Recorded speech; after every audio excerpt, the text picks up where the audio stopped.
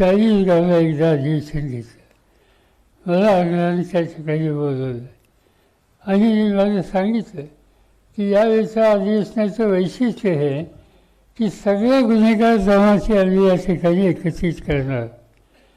मी सहजच गमतीने म्हणलं की गुन्हेगार जमाती यांचं काय वैशिष्ट्य आहे.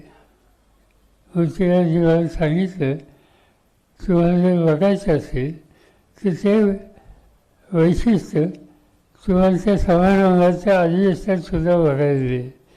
म्हणजे कोण लोक आहेत ते सांगितलं सगळ्या गुन्हेगार जमाती एकेकाची ओळख करून दिली. हे खिसा कापतात, हे अमुक अमुक गुन्हा करतात, तो तमुक तमुक गुन्हा करतात, या संबंधीचं वैशिष्ट्य त्यांचं. मी विचारलं खिसा कापतात? हो म्हणजे खिसा कापतात.